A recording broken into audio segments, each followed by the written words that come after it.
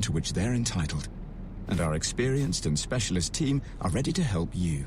It's no win, no fee, no risk.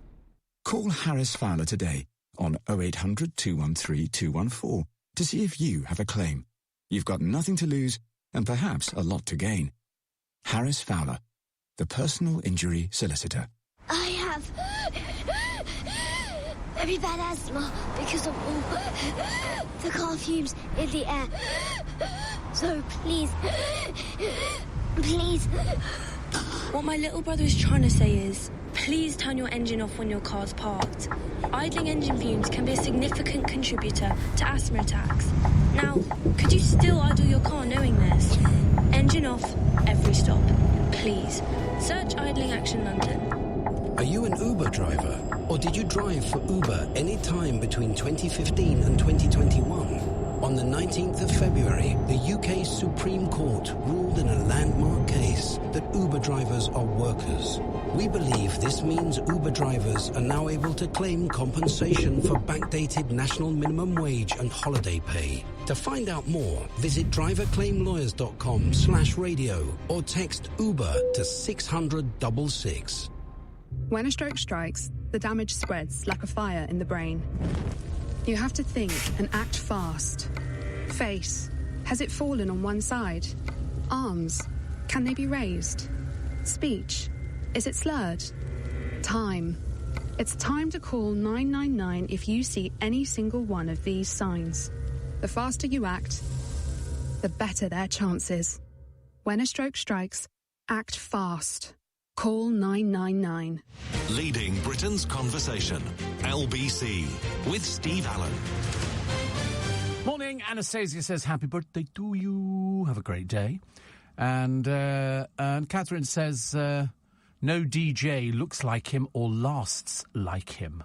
Oh, right. And Jacob says, another day of pain. Went to have a CT scan at the hospital. Took them 5 times to find a vein that was good enough to put an IV in. My arm is now black and blue. A busy Wednesday.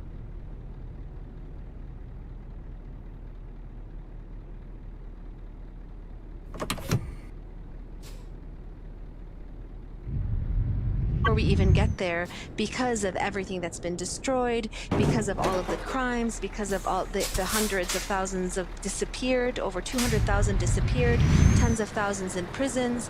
We have a lot to do, and just the basic destruction of the country. But we can't start from the edges and say, yes, a ceasefire in the north, obviously it's good. Any day we can stop Syrians from being killed is a good day. But that's not how we actually create lasting peace. It's not how none of us would accept to be living in a country like that and be governed by a regime like that. So we have to start thinking about Syrians as our own. How would we want to live? What are the kinds of rights that we want and want for our children? Those are the same things that Syrians want. Lena Attar there of the Karam Foundation. Next week marks a year since lockdown was imposed in the UK, but by then actions were already in force in other parts of the world, not least down under. And this time a year ago, the country Australia ruled that all travellers arriving or returning were required to self-isolate for 14 days, and 4 days later it closed its borders to all non-resident and non-Australian citizens. With limited exceptions, a ban was imposed on Australians travelling overseas. The Aussie borders remain closed, with June the earliest date for reopening. Let's talk to Professor Adrian Esterman about this. He's the one that comes from the Austrian Alps. I'm wondering, do you think it comes out the rocks, Fizzy? Slightly disturbing, isn't it? You know, which rock do you go and lie down underneath? I think they must put it in artificially, don't you think so? They must put the fizz in, but it doesn't say so. Laura says, happy birthday to my favourite Steve. That's a nice thing about sharing your birthday with everybody, not a cake. And, loads of exciting nightly presents. I'm waiting for loads of different presents. And Helinka sent me something which was very nice indeed. Very, very nice. Very, very nice. Which was lovely. The biscuit tin and the tote bag. How wonderful. What an inspired present. And Marion, thank you very much indeed. I got a DVD. I got a little Paddington Bear. And I got some some things for Easter that walk. You wind them up and then you put them on the desk and they walk across. You now. Bit jealous now, are you? Because you never got that. And the little Paddington Bear, which is quite cute. I like Paddington. There's something cute about Paddington Bear. And the Amazing Miss London, yes. So, which makes now 33 copies I've got. But don't worry, I'll never complain about that. I could go home and watch it again today, and probably will. 84850 steve@lbc.co.uk. And somebody says, I love Steve Allen at 4 o'clock in the morning. I know. That's that one there. Can you see it on the... that's lovely. Absolutely lovely. They haven't got a picture of themselves because basically if you're inside you can't have a picture taken, so they've had to print a picture of something else, bless their heart. Looks like they have a slight drink problem. But thank you very much indeed. So there you go. Always love things like that, don't we? They're always entertaining. Bye. See you. And it's gone. There you go. Never to be seen ever again. What a shame. I feel a bit guilty doing that. Well, I don't do it. The producer does. I always blame it on the producer. You know, if somebody sort of writes anything and I think, oh, I can't be bothered with you anymore. Go on, go and sit there staring at the wall in your little bed sit, and then they disappear. And then all of a sudden, they haven't got anybody to write to.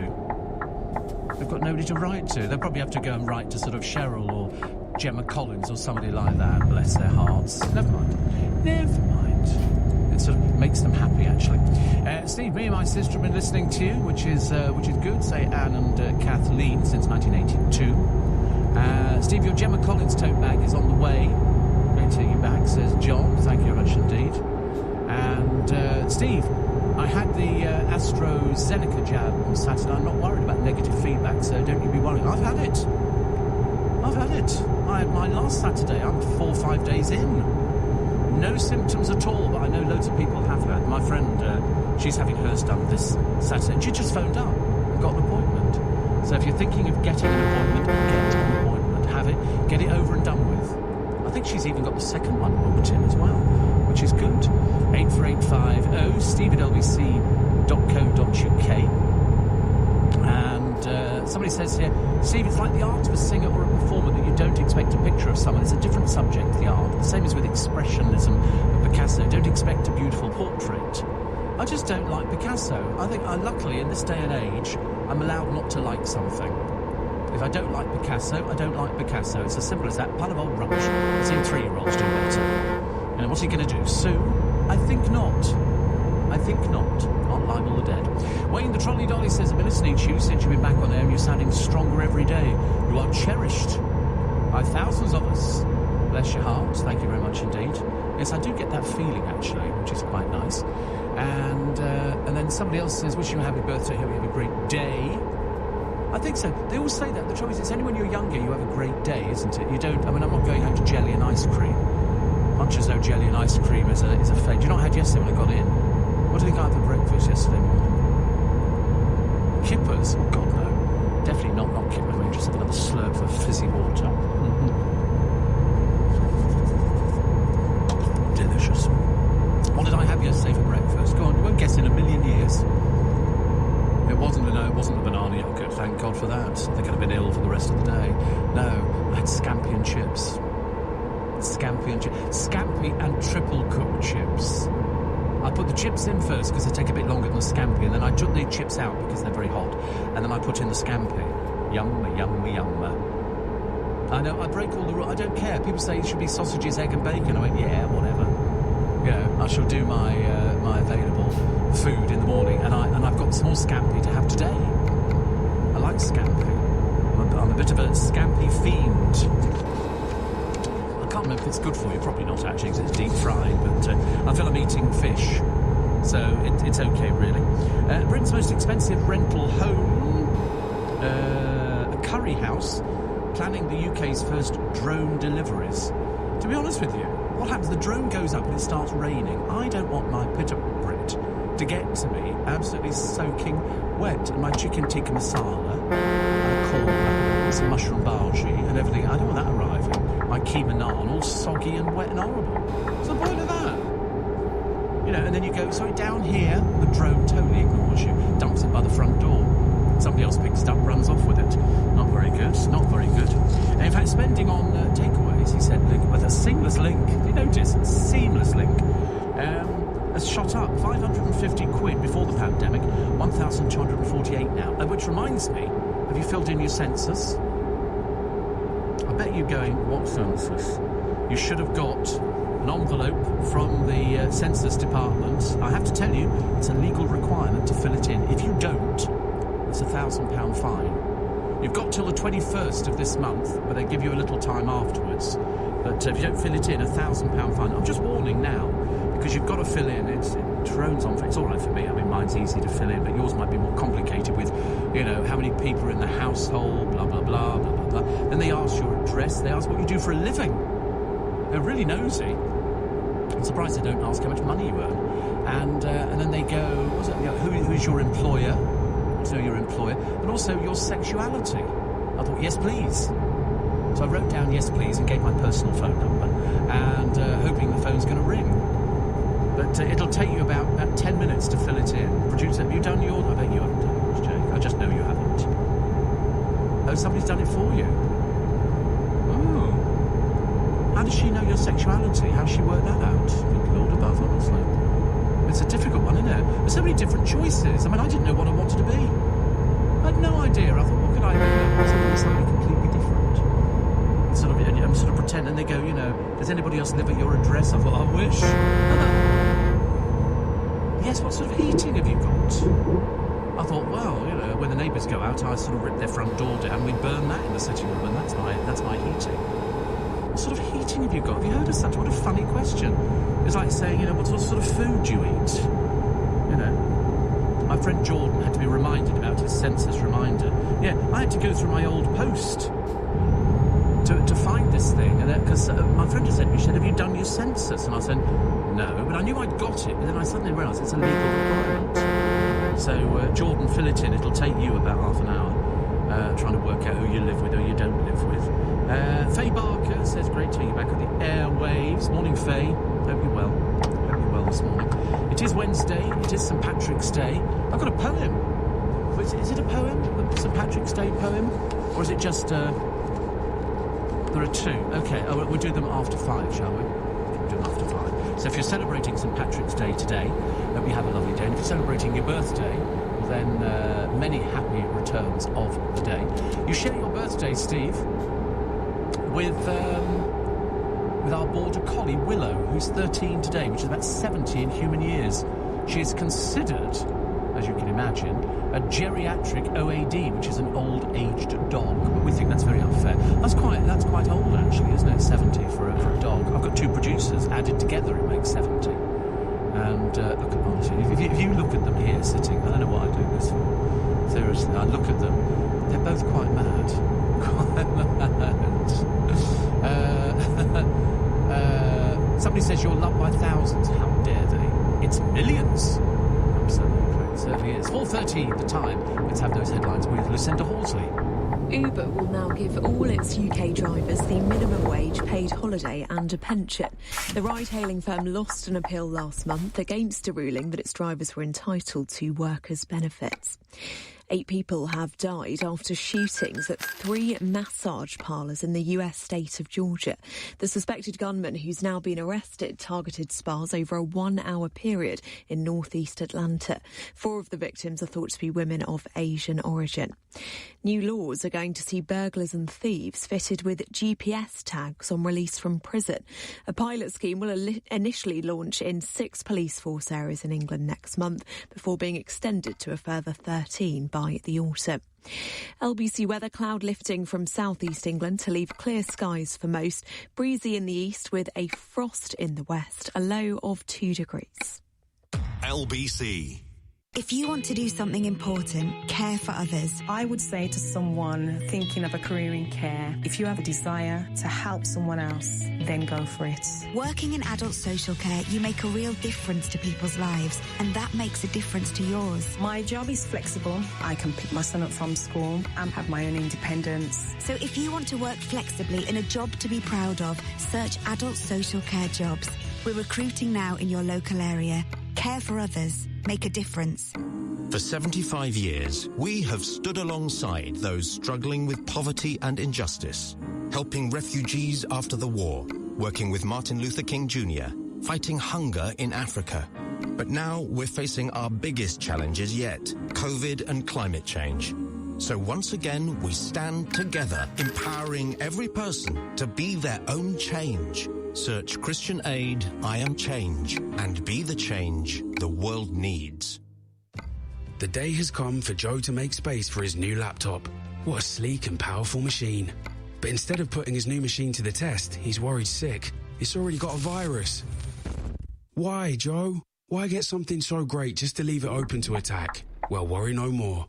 Only BT Broadband gives you expert security with tools worth over £100 to help protect you from cyber attack. Search BT Broadband. BT Beyond Limits. Terms apply. Verify at bt.com/verify security. Co-op Car Insurance presents The Switch. Some switches are more difficult than others, like the switch from 49 to the big 50, compared to switching to Co-op Car Insurance, which now includes protection of your no-claims discount if involved in an accident with an uninsured driver. Plus, if you buy before June 30th, you'll get a £50 Co-op gift card. Search Co-op Car Insurance and make the switch. Underwritten by Zenith Insurance PLC, uninsured driver promise on fully comprehensive policies only. Full T's and C's at coop.co.uk/insurance offer.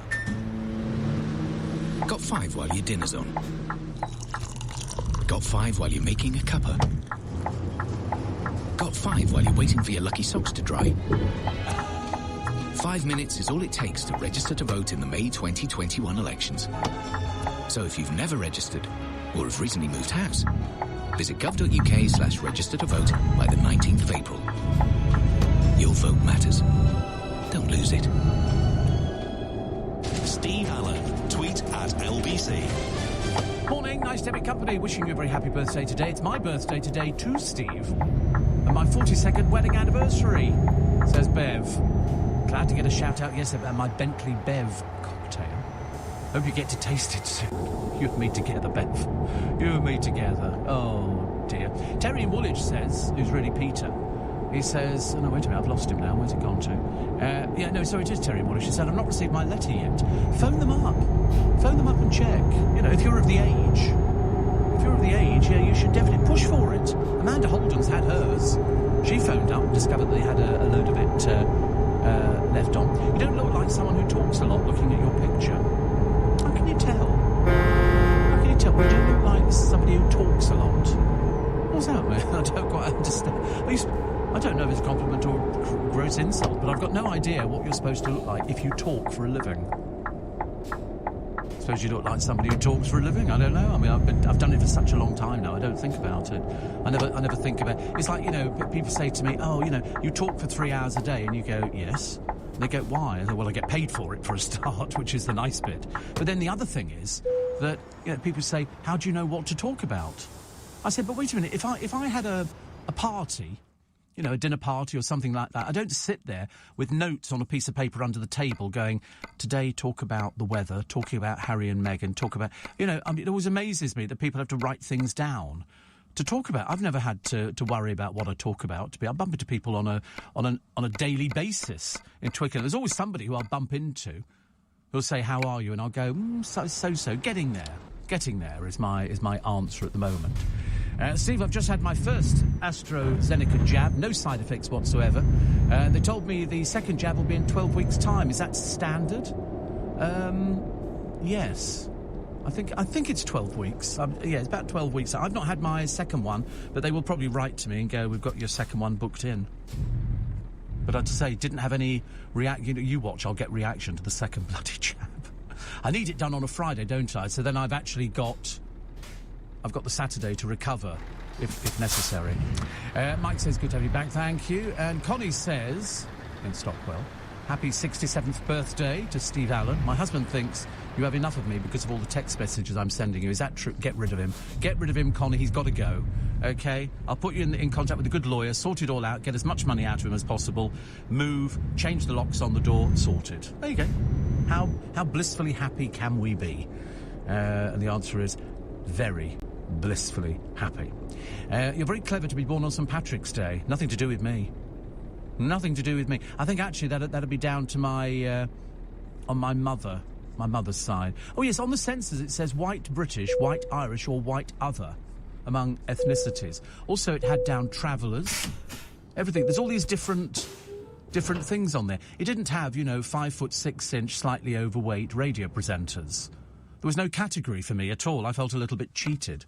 So I just put down white. And then I looked at my skin, I thought, well, sort of rather pale pink blotchy.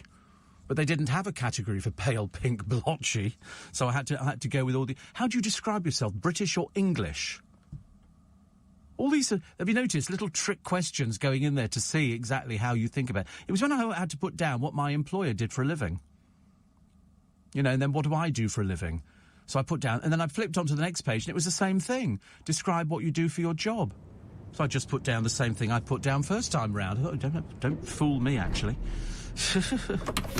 Another one, which says, who's this from, actually? Wait a minute.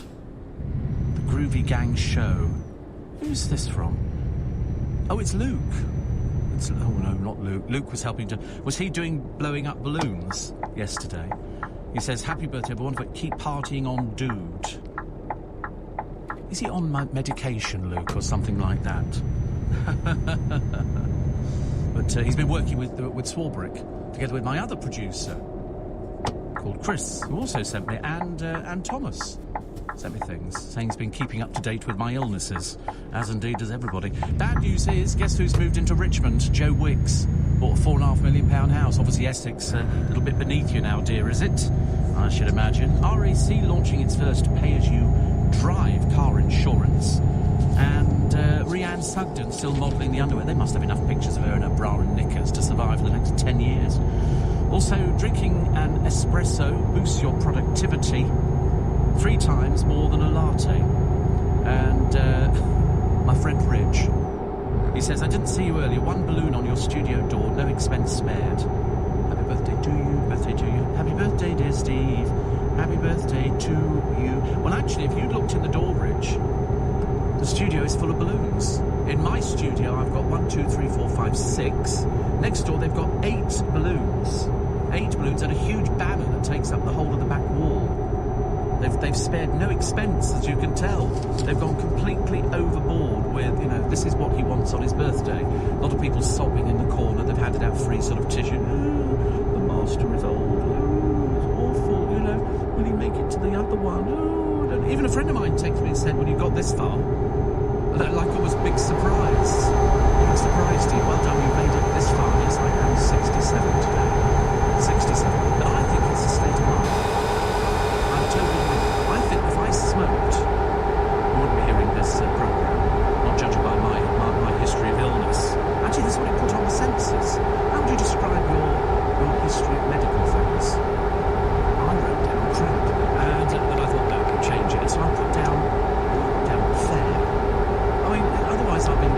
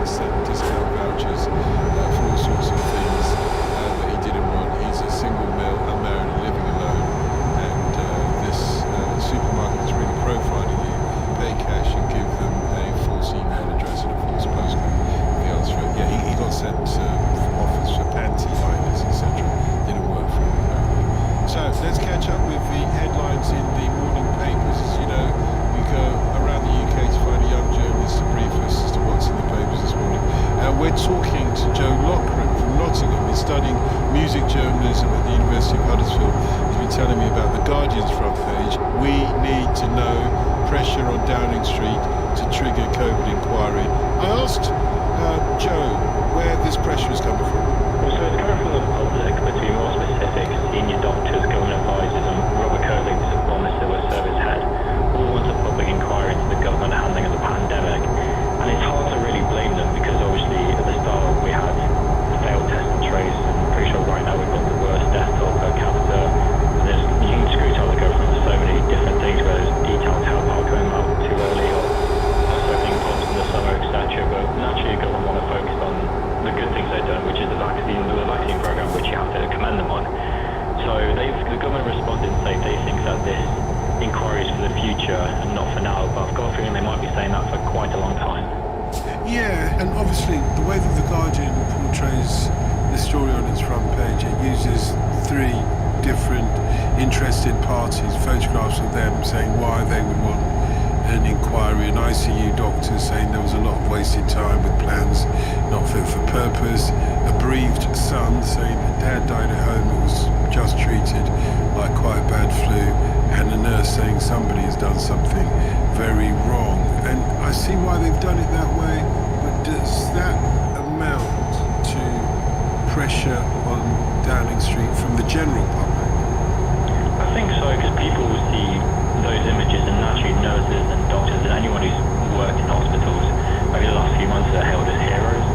So when people see them on the front page, they'll want to fight for them, because obviously there's been a lot of momentum for nurses and doctors, etc., to get a pay rise, which they do deserve naturally, but they don't seem to be getting at the moment, and people do sympathise with them, and they are kind of the modern day heroes at the moment. And naturally with the bereaved son in there, a lot of people would look at him and be able to relate because they've lost a loved one to COVID, like so many people sadly have. So I think these sort of images and quotes will make people want to sort of get fired up and have a public inquiry into number 10 handling of the coronavirus. Indeed, but there will be ramifications of a public inquiry.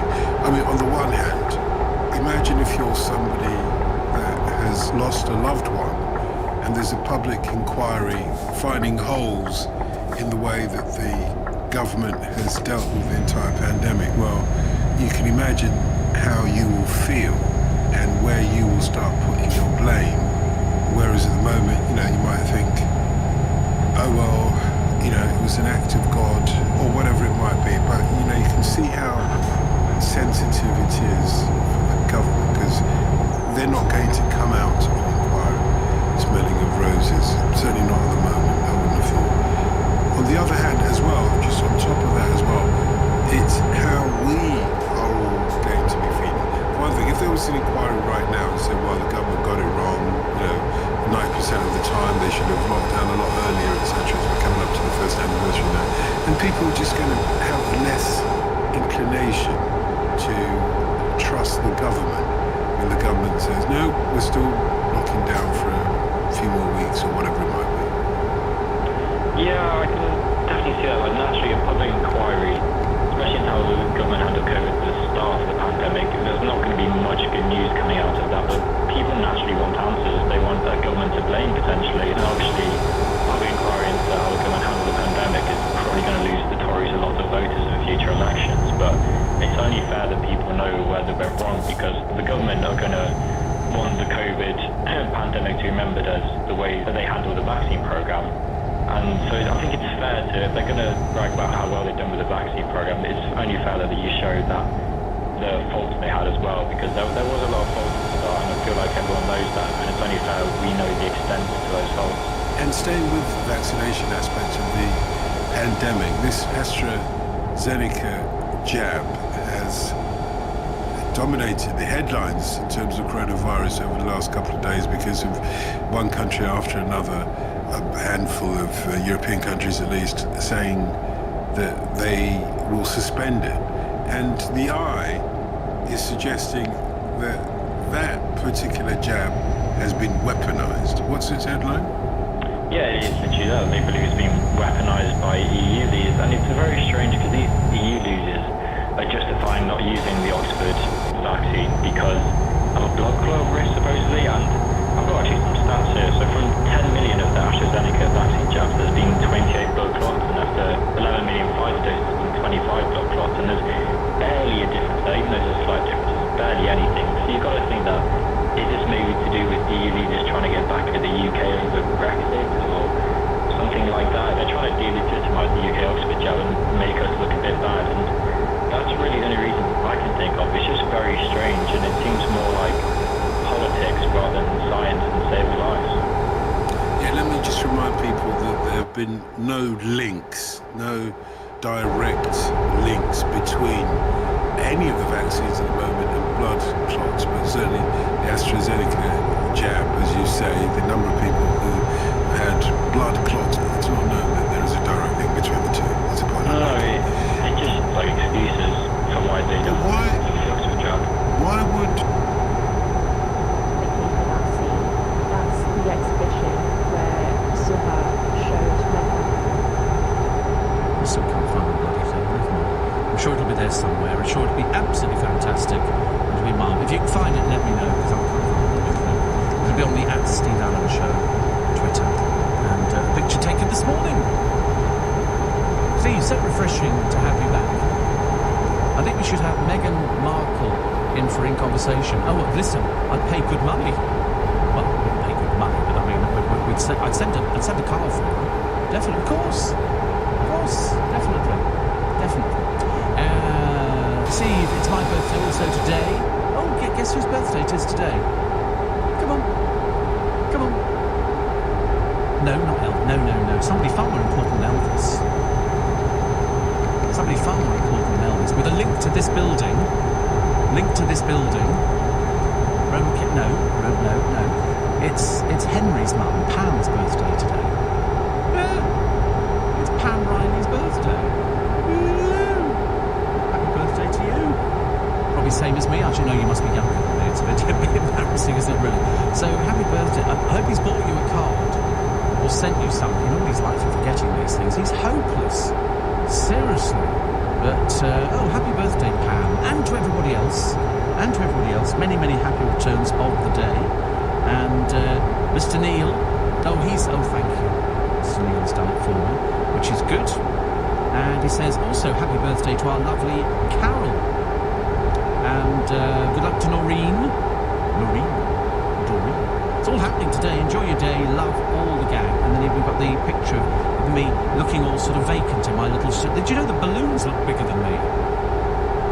But that's quite sweet. So thank you very much indeed. So at least we found it. And he's good for these sort of things. Steve, what presents have you brought them all in to eat today? I'm back in January. I'm a support worker, and we got encouraged, and I fully support. Of course you would. It wouldn't make sense if you were a support worker and you didn't support people getting vaccinated. Did you have any side effects from it? Have you had any? I lost 3 stone, all the double chins, my wrinkles disappeared, No. Come absolutely on. Perfect result. No complaints at all. Are you having me on? Really? Knackered. I felt fatigue for a couple of days, and I was really pleased I wasn't on shift. But I think, if people had more of these positive side effects, then maybe they'd be more willing to take it. Of course they would. I mean, when you said that, I was like, give me some more. Who's got the vaccines, Dress sizes. No, really, did you? To the second one. Jane, do you promise me you're not... Oh, of course not. Okay, thank you. I have to believe everything that my callers... I'm like Prince William. I'm like... Yeah, exactly. Laugh. Yeah, it's a good wind-up. Well, and I was thinking about the poor double chin. I was like, it's lost. Let's find it. Let's get the double chin back in there. There you go.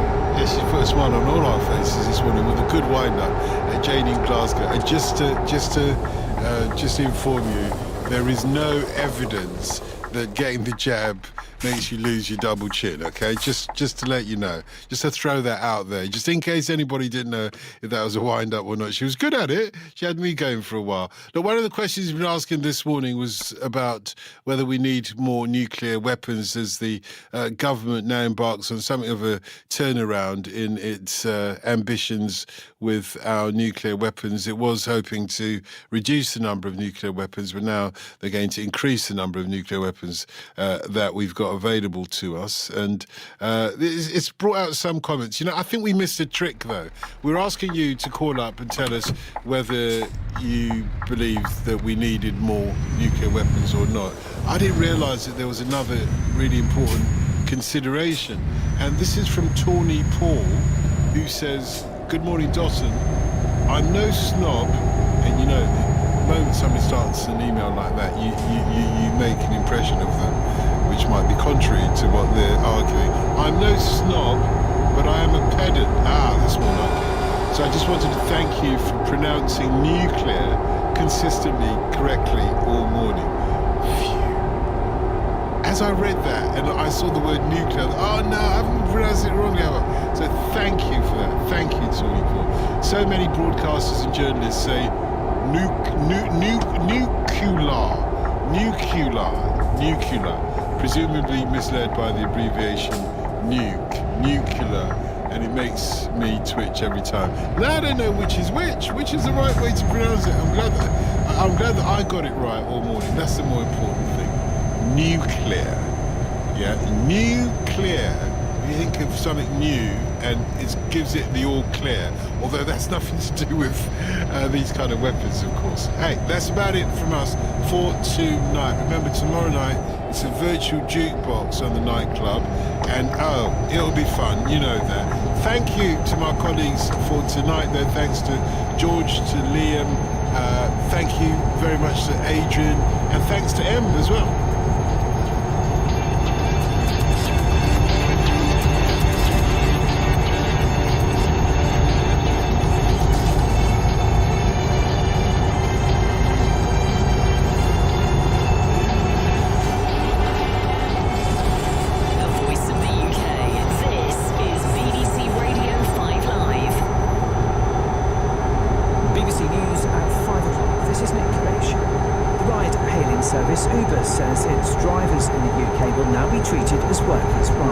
Self-employed contractors after the Supreme Court ruled they were entitled to greater benefits last month. Drivers will earn at least the national living wage and will be given pension and holiday rights. Nick Ricks from the GMB union welcomed the change. 70,000 Uber drivers in the UK unfortunately had to take this company all through the court system to have what was rightfully theirs in the first place. Despite all the issues that have taken place between ourselves and Uber, I would say they are now doing the right thing, and this is a tremendous victory. The spending watchdog has warned that the government's catch-up programme for school pupils in England, affected by months of classroom closures, may not be reaching the most disadvantaged children. The National Audit Office says fewer than half of students who have begun to receive tuition so far are from low-income families. Elaine Dunkley. Academic mentors are being placed in schools to provide intensive catch-up support for children from the most deprived backgrounds. But the National Audit Office says hundreds of schools have still not been allocated one. Its report warns that of 125,000 children allocated a tutoring place by February, just over 18,000 were eligible for pupil premium funding, which gives extra money to schools to help poorer pupils. The Department for Education says catch-up funding has been targeted at children and young people who need the most support. Police in the American state of Georgia are investigating whether shootings at 3 different massage parlours in Atlanta, in which at least 8 people died, were carried out by the same man. The 21-year-old suspect has been arrested. Peter Bose is following the story. The police say that there is video evidence to suggest that these 3 shootings were indeed connected. The man who was arrested was actually held after a police chase. His vehicle identified through some security camera footage from the first shooting, and was eventually arrested about 2 hours south of Atlanta. He's been named as 21-year-old Robert Long. We have no word yet of any charges or any first court appearance. A US intelligence report has concluded that Russia tried to sabotage Joe Biden's campaign to become president. Here's Candice Spears. Researchers at Fiocruz said hospital intensive care units in 19 state capitals. Ballots or the counting of votes. And scientists say a species of Australian songbird is so threatened that it's forgetting its own song. The regent honeyeater is critically endangered, with only about 300 left in the wild. Because the birds can no longer hear and learn the calls of their own kind, some have started imitating the songs of other species. And the weather, a dry day for most and a few scattered showers in the southeast of England. BBC News, it's 3 minutes past 5. BBC Sounds. If I feel uninspired, these are the songs I turn to. Take a journey into the musical soul of Loyal Kana, Arlo Parks and Phoebe Bridgers. I've chosen to do this one on songs that inspired my debut album. As they get free rein to shine a light on the music they love and that has shaped their lives. This song is not only one of my favourites melodically and sonically, but the lyrics are so cynical. Six Music's Artist in Residence. Listen on BBC Sounds. Wake Up to Money from BBC 5 Live. Hello, good morning. Welcome to Wake Up to Money. It's Wednesday the 17th of March. It's a U-turn by Uber and a new start for 70,000 drivers. This is a tremendous victory for working people in this country. Is it the beginning of the end for the gig economy as we know it? We'll see what it means for 0 hours contracts and companies like Deliveroo, for example, built on the flexibility that Uber once had. Also, P&O saying it's putting cruises back on. We've got the boss live on the show. He says you'll need the jab. Send us all of your questions for him if you want to get in touch. Hashtag Wake Up to Money. Send us a tweet at BBC 5 Live. And also, Greg's made an historic loss, but it is still rolling out the shops. Wake Up to Money with Sean Farrington. A very good morning. Thank you for being with us on this St Patrick's Day morning. Happy St Patrick's Day to you. No going out for a pint of the black stuff today, but you can stay in. You can listen to Wake Up to Money. You can catch up with all of our podcasts on BBC Sounds if you want more of us after this morning's show. You can daydream about holidays and cruises as well. We were thinking, who would you like to go on a cruise with most this morning as we've got the P&O boss on? We didn't bother asking you for your thoughts. We just went ahead, got them on the show this morning. Mickey Clark, good morning to you. Hello, Sean. Everybody's dream of a cruise partner. In stations. A district court in Japan has ruled that not allowing same-sex marriage is unconstitutional. The Sapporo District Court's decision marks Japan's first ruling on the legality of same-sex unions. At present, the Constitution's traditional definition of marriage hinders gay couples when it comes to issues such as inheritance and family rights. In sailing, the America's Cup has been won by the defenders team New Zealand. They beat their Italian rivals Luna Rossa 7-3 in the best of 13 races. The New Zealanders crossed the final line 49 seconds ahead of the challengers to cheers from home fans. That's the latest BBC World News. Many thanks indeed for the latest. Hello, welcome to Newsday, BBC World Service. Claire and Lawrence. Claire's about to be talking North Korea, South Korea diplomacy. Then we'll be also touching on the militant violence in Niger, the dreadful toll on civilians. World's poorest country. Also business, talks about rights for Uber workers. The issue of vaccine passports, quite a tricky issue of rights and access. That's the EU. They want to help countries dependent on tourism this summer. And a terrific story of the South African diva, but a cantopop diva. Chinese pop music, great big power ballads she sings in Chinese, but she's South African. Fascinating musical tale, a bit of a mashup on the way. That's Newsday.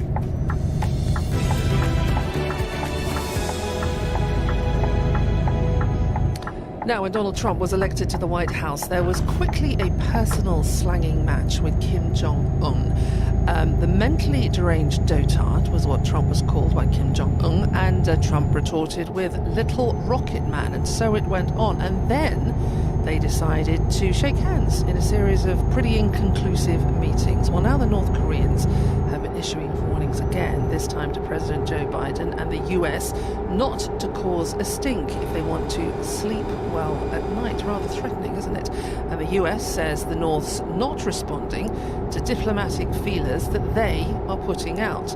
About now, the US Secretary of State Antony Blinken and Defense Secretary Lloyd Austin are landing in South Korea ahead of military maneuvers. Let's talk to the BBC's Laura Bicker, who joins us now from Seoul with an update. We were all rather surprised by Donald Trump's Korea policy, and then there was this historic meeting which kind of led to nothing. Do we know what President Biden's policy approach is going to be, Laura? I think that's part of the problem. Right now, we are playing a guessing game. What does Joe Biden want to do with North Korea? And is it even a priority for the new administration? Well, it does seem to be, because they've come all the way here. This is their first visit. They've been spending time in Japan. He's already been talking about the denuclearization of North Korea with the Japanese. And now he's on his way here. Both the Secretary of State and the Defense Secretary are on their way here to have talks in Seoul. But whereas in Japan things might have been a little easier, they can shore up the alliance, Japan and the United States agree on many things, I think there might be a little bit of perhaps not tension, but certainly interesting words between Seoul and Washington. The reason is this. Over the last few days we've heard this phrase, denuclearization of North Korea. Now, to you and I, you're like, yeah, that's what the aim is, surely. By treating drivers well, bringing drivers onto the platform, and also by growing with cities as they unlock, this will be a good business move as well. But you're yet to make an annual profit, so how is this going to lead you to be a profitable company? When we look forward about the value that we can create, actually, if we can have more people travelling with Uber, we think there's a good path to creating value for cities, for drivers and riders that will allow us to make a profit as well.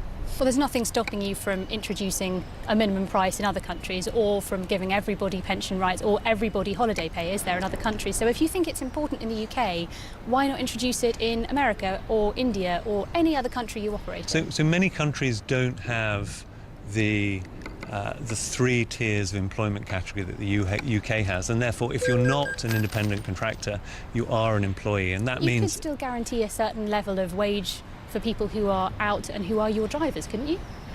The difficulty is that the employment frameworks in many countries, excluding the UK, and that is why the UK is I think, sort of charting a path that we can operate within, and we hope other countries can also look at. It allows us to provide both the flexibility and the protections that drivers like. I think the decision about the relationship between companies and people who earn with companies has to be taken by national government. So I wouldn't deign to advise them on that. You're clearly worried about the stock price. Otherwise, you wouldn't have held this interview until later on in the day. You know that this will have an impact for the company. How big is this? How damaging is it? I don't think it's damaging at all. I hope that people look at the changes that we've made as a company over the last 3 to 4 years, and they actually see this as part of a more general pattern of trying to do the right thing. I mean, I think with the clarity that the Supreme Court has provided, we now can do things that are even better for drivers in balancing both the protections and the flexibility they want. And I think that's a unique attribute that we haven't been able to do in the UK going forward. That's the boss of Uber here in Europe, Jamie Haywood. What do you make of that, Mickey? Well, he's selling it as an asset now, a way forward, which, why did it go through the courts in that case? I mean, Caroline made a good point there that, he's now going to have to pay for all these people, and he says that he doesn't intend to raise prices currently, the emphasis on currently, but he knows full well he's going to have to. If you're a service company, the biggest cost you've got is employees. Now he's got loads of them. Got Shanti Kellerman here with us on the show today, Investment Director at Brown Shipley. Morning to you, Shanti. Hi, Sean. Morning. So, Shanti, what do you reckon then? Is this going to make you as an investor view Uber differently? I think it could be the start of that. So what you have to remember is the UK market is actually a fairly small part of Uber's overall revenue. Was about 6% of their bookings in the fourth quarter. And I think you can kind of look at this as a trial for them to see how it works. The positive case for it is these businesses are very impacted by network effects. So the customers want to be where all the drivers are to make sure they can get a ride quickly. The drivers want to be where the customers are to make sure they get business. So you can see an argument that if it's way more popular to work for Uber rather than Lyft or another company, Uber could have a lot more drivers, attract more customers, and it could be a virtuous circle. You could also see other companies follow this model in order to remain competitive and attract drivers. So there are some potential positives. The share price was down about 3% in after-hours trading, so a little bit, not a drastic impact. And then the other thing they've got is long-term, driverless cars are probably the biggest threat to their business and to, drivers working for them to think about in the future. Is that a 5-year thing or a 20-year thing? We don't really know yet. So that's the context for Uber. What does it mean for the drivers and for those people around the country who are on similar contracts? I've got Nigel Mackay with me, who is a partner at law firm Lee Day. He's represented many of the drivers involved in the case we were talking about, written a book called Employment Law and the Gig Economy as well. Morning to you, Nigel. Good morning. Morning. So I guess, Nigel, let's start at the very beginning. What does this literally mean, changes for an Uber driver, now classed as workers, not self-employed? Yeah, so I mean, what this means is that Uber drivers will now be entitled to paid holiday, and they'll be entitled to be paid at least the minimum wage. So every time they drive after expenses, the earnings they should get should be over the minimum wage. And the other thing it means is that Uber drivers will be enrolled into the company's pension scheme, which again is another benefit that workers are entitled to now that Uber's finally accepted that its drivers are workers. So if we sort of try and get into the nitty-gritty of this, you say if they are now driving for Uber after expenses, they should get paid the minimum wage. So are they able to offset the cost of their fuel, the cost of the car, against all of their earnings, and then say to Uber after that, I'm sorry, you still need to pay me the minimum wage once I've taken all those things into account? Yes, that's absolutely right. So the way the legislation works is that, if you've got to spend, say, £5 an hour on the cost of your car and then another £2 an hour on the cost of petrol, then the amount you receive over and above that £7 has to be at least the minimum wage.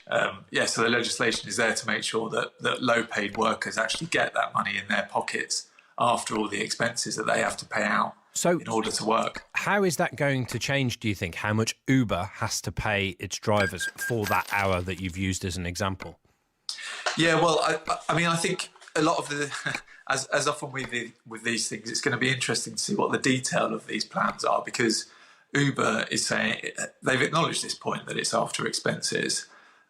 So what they'll probably need to do is just to make sure that the rate is high enough that when you look at expenses over, say, a week, and they'll have to do some work in working out what drivers' expenses tend to be, provided that they give themselves enough of a cushion, it should be fine that every hour that the driver works, they will be making the minimum wage. One of the issues that's still not clear from what Uber have said is when they will be paid the minimum wage and when they'll be accruing holiday, because according to the judgment of the Supreme Court, it should be when the driver is logged on and willing and able to work, whereas Uber seems to be saying it's only when they've picked up a passenger. And so that's actually going to be a really important distinction, because the court has said that they should be paying the minimum wage and allowing the drivers to accrue holiday for all of the time they're logged on and willing and able to work. Nigel, Shanti declared it possibly a virtuous circle, but whichever way you look at it, their margins are getting squeezed. And I think the best reflection would be to ask the black cab driver what he or she thinks of this ruling and what the impact on them is going to be. Well, I mean, you might say that this provides something for the competition, but I would agree that this is going to be a positive thing in terms of the way that drivers see it. So drivers are more likely to want to work for Uber if they know that they're going to be getting these benefits. But will so many of them be working for Uber if the costs are going up? Well, I think that if it means that there are more drivers, I do think there'll be there could well be more passengers who want to use them, because the fact is that one of the attractions of Uber, as far as I can see, is that you have a ready supply of drivers available. It's not just cost, in comparison to black cabs. And maybe this will be good for black cabs, but it's not saying that that'll be the only alternative option. It may be that people are willing to pay a little bit more if that's what it takes to ensure that people have these rights. I think that might be a consequence. It'd be fascinating to know if you're a cab driver